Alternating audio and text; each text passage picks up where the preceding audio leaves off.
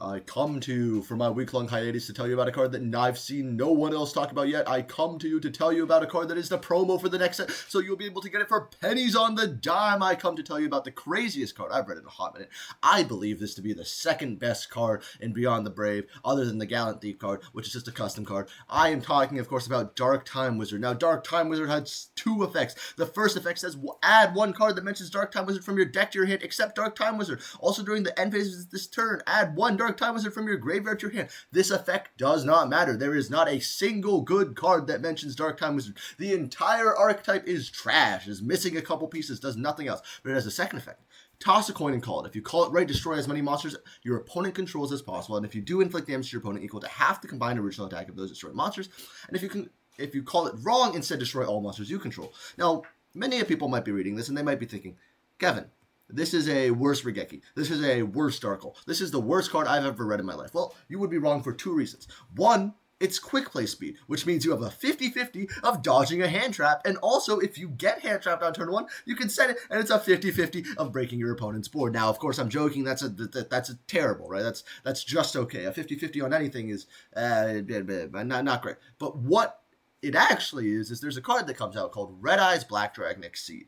And what it says is it must be fusion summoned or special summoned from your extra deck by attributing one face-up monster on either field during the turn a monster was destroyed by the effect of Dark Time Wizard. And then if you special summon it, you can special summon one level 8 or lower monster from your hand or graveyard, and then it's unaffected by your opponent's activated monster and spell effects. Which means the worst thing that can happen if you activate and resolve a Dark Time Wizard is that you get to kaiju one of your opponent's monsters, replace it with an unaffected guy on your field, and then summon your own guy back. Let me show you exactly how this works, right?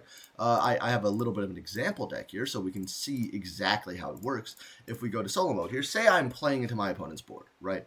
And I have a Diabellstar and a Dark Time Wizard, right? My opponent could have, 3 Cyber End Dragons, right?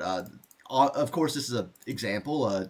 If any of these cards are a negate, you lose instantly on the spot. But, every other breaker in the game also loses to negate, minus exactly Droplet and Crown and all of the ones that don't lose to a negate.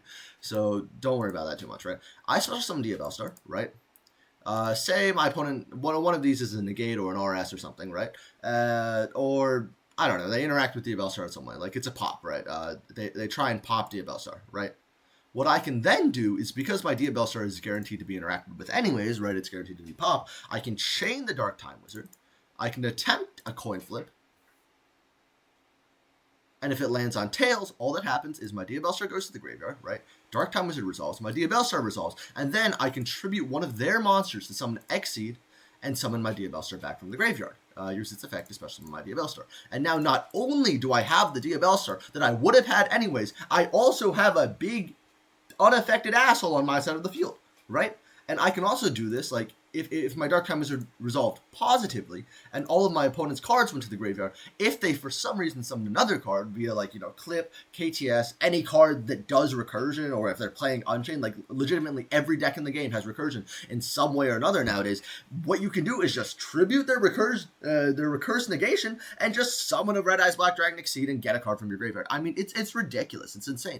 And again, like, this isn't the only use case of the card, which I feel like makes it really good. When you play a going second card like Regeki, or a breaker as strong as Regeki or Illusion Gate, you are playing it with this idea that if you are to go first, you will be unable to use this card to any effect. Dark Time Wizard is different. If I get hand trapped to death, I can set it, and now I have a 50-50 chance of winning the game, which, that's not great, that's not fantastic. I would like higher than a 50-50 chance of a board wipe, but, 50-50 is better than 0. If I had set an Illusion Gate here, it would be a 0% chance that it does anything.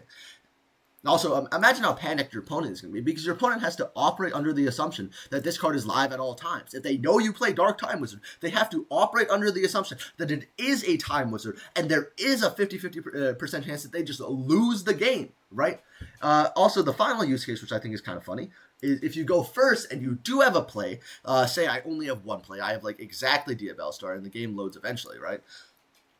Say I have exactly Diabellstar and a couple monsters in hand, right? In such a way that I would be able to full combo as long as the Diabellstar resolves, right? I special summon Diabellstar, right? My opponent declares imperm on the Diabellstar, right? I can chain Dark Time Wizard for a 50-50 of this card resolving, and you might Ask Kevin, how were you able to activate Dark Time Wizard? Well, there are no monsters on your opponent's side of the field. Well, according to current OCG rulings, it's ruled the same way that Time Wizard is, as far as I can tell. As long as one player controls monsters, as long as one player is able to resolve their half of the effect of Dark Time Wizard, you are able to activate it, which of course is ridiculous, right? If your Diabell Star gets imprimed, you can chain Dark Time Wizard, flip a coin, hope and pray that it lands on tails, which it never will. But, at least you tried, right? It's a 50-50 chance to be called by the grave. Now, is this card good for the game? Absolutely not. Should we be adding more variants to our hand traps and breakers? Probably not in a really heavily variance-filled game in the first place. No. But I think it is extraordinarily funny as a card. I get to bring a coin to my tournaments for once in my life. And also, one extra deck slot for Black Dragon Exceed is not that big of an ask for a breaker that is functionally 3 copies of a kaiju that can be a kaiju. That can be a kaiju and something else, right? Also, like, if I go Diabell Star and my opponent imprims it going second, now I can chain Dark Time Wizard, and now I can attempt to dodge and then break their board, right? Like, now I'm profit in both situations. If my Diabell Star gets popped, right, their imprim doesn't resolve, and I resolve Diabell Star, and then I contribute one of their cards, and someone exceed someone back to Diabell Star, and I'm in the same spot. And if it doesn't pop my Diabell Star, well, I've popped my opponent's whole board, right? Dark Time Wizard also suffers from one of those great things, which is when your opponent sees this card, they are more inclined to not negate it because it is possible that you will lose the 50-50.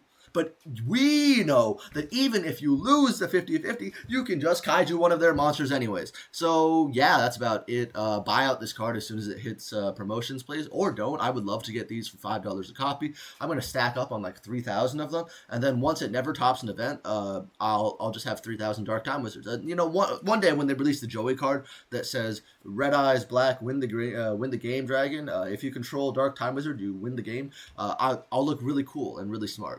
If you want to get a higher probability on this, you can also play second coin toss, which I think is obviously a really good 2-card combo here, right?